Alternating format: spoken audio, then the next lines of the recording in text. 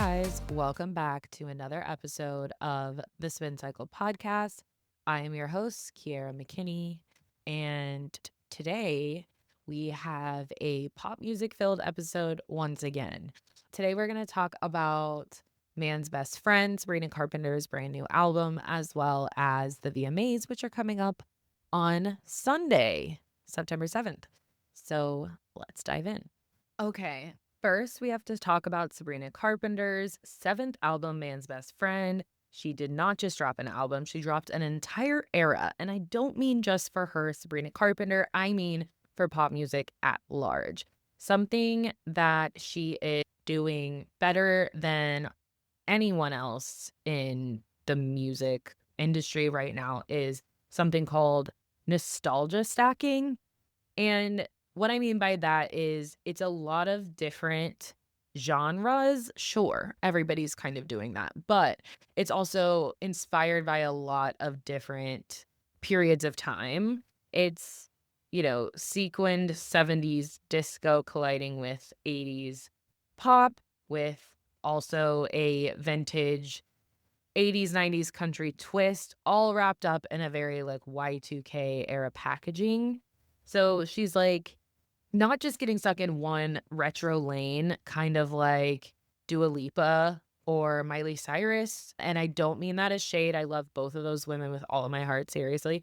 But both of their last two albums were both very squarely placed in the like late 70s, early 80s disco aesthetic. Both Something Beautiful and Radical Optimism leaned on like retro pop, but didn't really like push the boundary on how to make that sound new. So something I think that's really interesting about Sabrina as a whole right now is how she's layering both Dolly Parton and Donna Summer and Shania Twain and Britney Spears and Christina Aguilera, and like really cherry picking all these different pieces of inspiration to create something completely shiny and new. I have never heard anything like this album before, and I think that's a really rare feat for an artist to achieve. I think it's similar in that way to both Cowboy Carter by Beyonce and The Rise and Fall of a Midwest Princess by Chappell Roan. And of course, I repeatedly talk about how I hesitate to compare anybody to Beyonce, and as a whole package, nobody comes close to Beyonce. But in terms of the genre fluidity and very educated, informed, layered draws of inspiration from many different legends across different genres and eras. Like it's a very almost academic approach to music. And those three albums, including this one, Man's Best Friend, all do that really well in a way that I haven't seen captured before. So really obsessed with that. I think Gaga's latest album released earlier this year, Mayhem, which is actually like my favorite release of 2025 still, although we've gotten a lot of great albums out of this year. Mayhem is another one that pulls from a lot of different. And the difference, I think, between Gaga and these three that I'm talking about is that, like, and again, Mayhem is my favorite album released this year, but when Gaga does inspiration, she goes like all in down one rabbit hole. Like, How Bad Do You Want Me is so Taylor Swift, and Killa is so Prince. And like you can just like you can totally see the through lines of her inspiration. And yes, she makes it her own in that like she has such a specific sound, Gaga does. But I think what's different about the other three is that like they take inspiration from all these different places, stack them on top of each other, and create something entirely new and even new to themselves. Like I think Sabrina, Chappell, and Beyonce, like there is no one sound for them. They transform. And same with Doja Cat too. And we'll talk about her more in a little bit because she is another person who does the nostalgia stacking thing very well. And she is currently rolling out her new album V. We have recently got Jealous Type, the first single off the album, which we will hopefully see her perform at the VMAs. And yeah, so that's kind of like my little informative aside about nostalgia stacking where I'm seeing it. And it's something that I'll probably be talking about for a while because it's my latest obsession. And I think that people who do it well just show a lot of education and like it shows that not only do you really know yourself and know your sound, but you also know your influences really well and history of music and a lot about composing as well. So some standout tracks on Man's Best Friend, which came out on last Friday, August 29th. It's shaping up to be a really, like, one of the most strategic and cohesive pop projects of the year. First, we have Man-Child, which is, like, the cinematic opener with country riffs sliding into disco beats, and it sets the tone so perfectly, both the song and the music video. The music video, again, like, cinema. It's cinema. I actually can't believe some of the, like, stunts that take place in that video. And just, like, some of the shots, the cinematography is beautiful, and you can really tell that, like, Sabrina has an appreciation for film through that video. But it's a perfect album opener. It tells you exactly what you're about to get, and I think that the album cover went perfectly with the album and with this song in particular. But I'll get more into the album cover later as I talk through it all. Then in Tears, another one that had its own video that came out alongside the release. Man-Child was released as a single, and its music video accompanied its release ahead of the album launch. So Tears is another very satirical song. It is not about crying, if you know, you know. But it's all very tongue in cheek, it's very satirical, it's very much making fun of men and also kind of self-deprecating and making fun of herself for liking men, because we all know that if you date men, if you are attracted to men, it's embarrassing. It's deeply embarrassing because why would you be? You know, that's how you know sexuality is not a choice. Granted, I love my husband, but he's the only one. So Tears is like pure disco club energy. It's very campy, very electric, whereas Man-Child has a lot of like country riffs on it. I absolutely love the little there's like a little guitar solo and I'm obsessed. Tears, like I said, more campy, more electric. It's a little bit more modern sounding, I suppose, as opposed to Man-Child, which sounds very vintage, very retro, very 60s. Tears is a little bit more 80s, 90s. Then Nobody's Son, which is I'm just obsessed with this one. This is like my hyper fixation right now. It's a little bit more stripped down and it's another very satirical tone, but a little bit more, but maybe a little bit more vulnerable on Sabrina's part. She talks about crying in bed, what a familiar feeling. All my friends are in love and I'm the one they called for a third wheeling. So again, it's very like self-deprecating, but at the same time, Nobody's Son is like a little bit more vulnerable on her part. It's a song about being the perpetual third wheel while everyone else is in love. It leans slower and cuts a little deeper. We have Never Getting Laid, which is a little bit of a like witty R&B tinged revenge track. And it has one of my favorite lines on the album where she says, and it's her favorite line in the song, according to her interview with Gayle King on CBS Mornings. She says, "Wish you a lifetime full of happiness and a forever of never getting laid." It's cheeky, clever, and quintessentially Sabrina. Then we have Go-Go Juice, which is definitely the soundtrack to your next girls' night. It's a Winefield sing-along with a perfectly delivered line saying, "Ain't nobody safe when I'm a little bit drunk." She actually name checks all of her exes in this song in a very subtle way, actually. She says, "I'm just drinking to call someone. Ain't nobody safe when I'm a little bit drunk. Could be John or Larry. Gosh, who's to say? Or the one that rhymes with villain if I'm feeling that way." So that represents John as Sean, Larry as Barry, Gosh as Josh, and villain with Dylan, which people believe to be Dylan O'Brien for what it's worth. So again, Shawn Mendes, Barry Keoghan, gosh, Josh, what's his name from High School Musical, the musical, the series, the one that she stole from Olivia Rodrigo, allegedly, and Villain as Dylan O'Brien, which I didn't know they dated, but that would make sense. She has a type.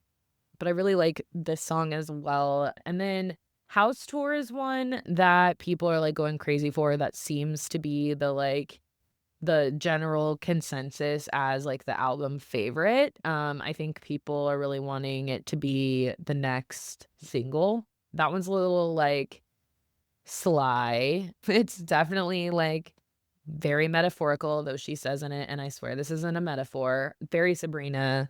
It's just a really fun dance track, and that's one that I'm sure we'll be hearing in the gay clubs for years to come.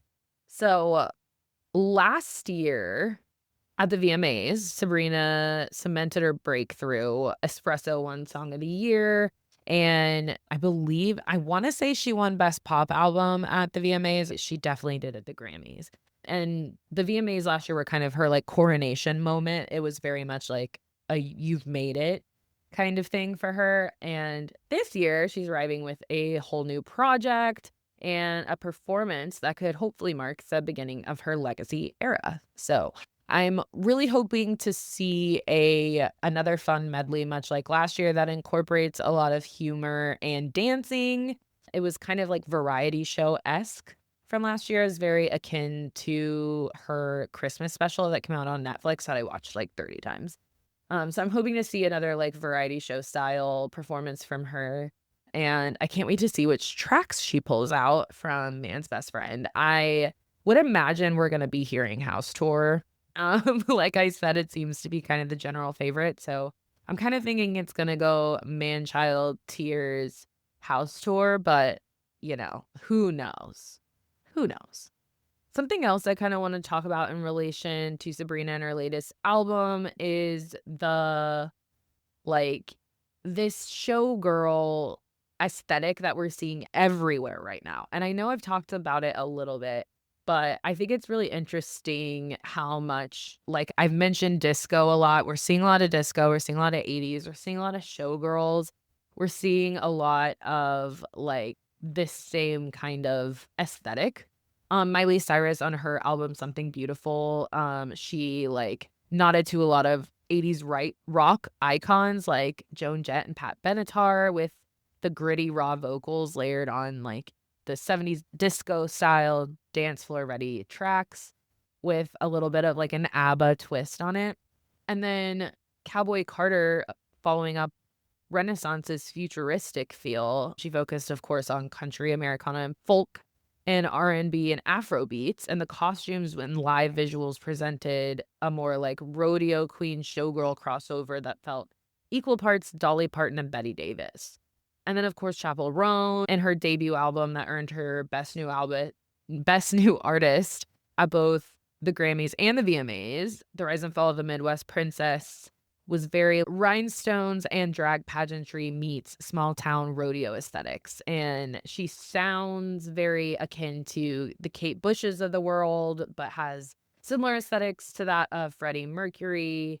And of course, the queer dance floor sound, so to speak, as Lady Gaga. So you got Kate Bush vocals, the theatrics of Freddie Mercury, and the overall sound of Lady Gaga. And then her insane vocal ability ties it all together and really presents this, again, back to my nostalgia stacking, this layered package.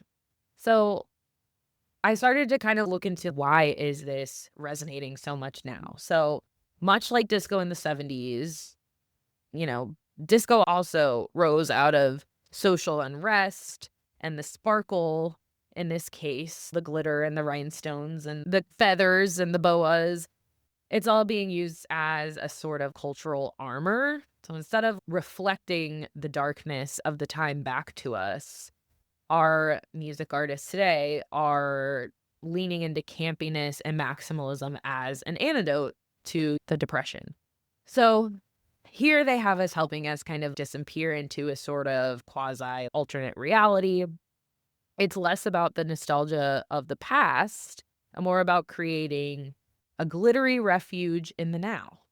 So, pop of the 2020s is kind of like a mood board of showgirls past, from Dolly Parton to Donna Summer, disco balls and rodeo queens. It's less about revivalism and more about reimagining, not so much as living in the past, but remixing it to add a little sparkle to the here and now. And I wrote about this on my Substack. So if you want to hear more about that, subscribe at getthespincycle.com. I currently have 99 subscribers, and it would mean the world to me to get to 100. So please subscribe at getthespincycle.com, and everything is free.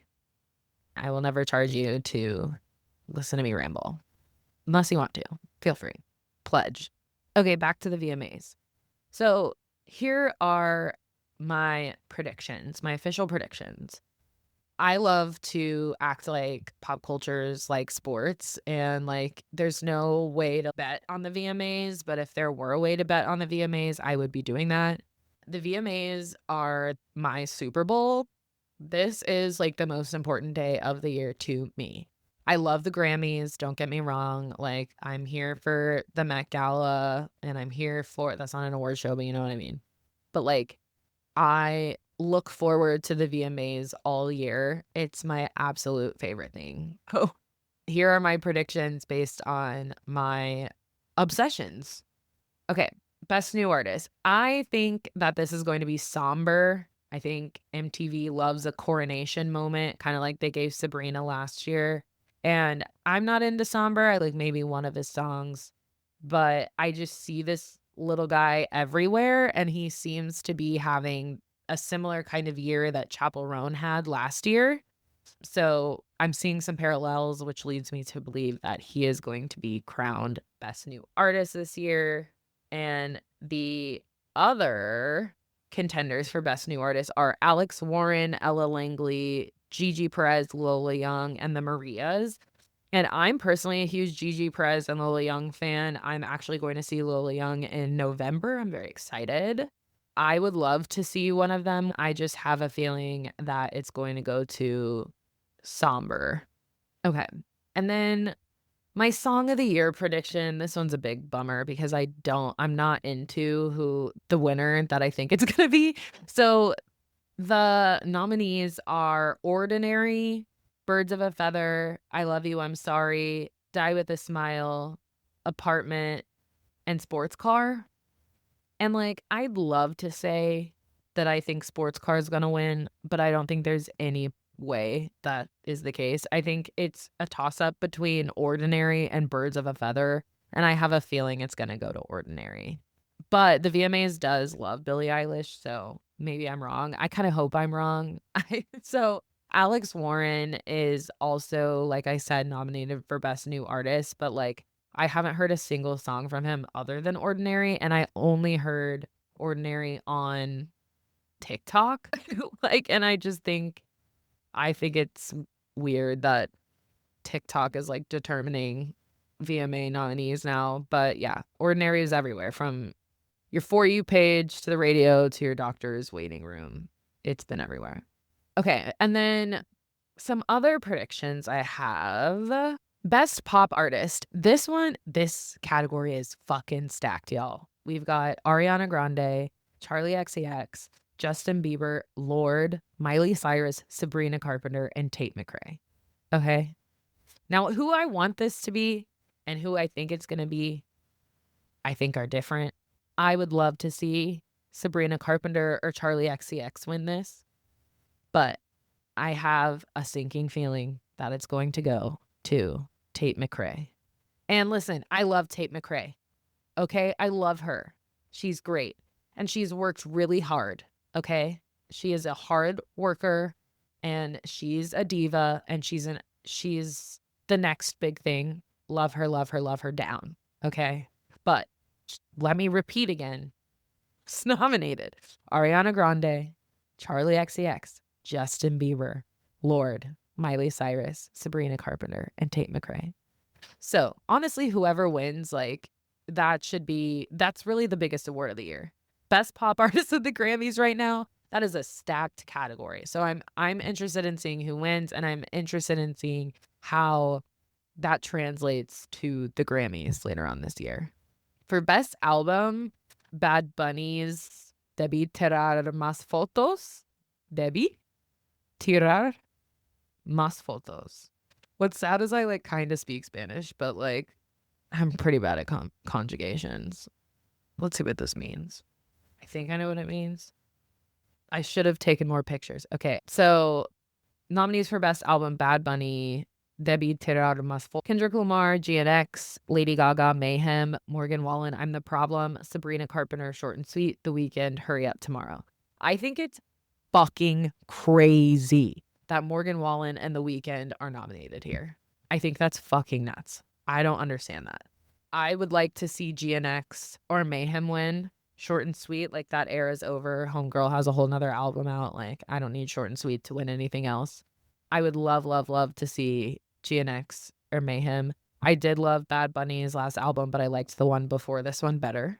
But like, GNX and Mayhem are two perfect albums from two veterans and titans of the music industry, and I think they deserve to be rewarded.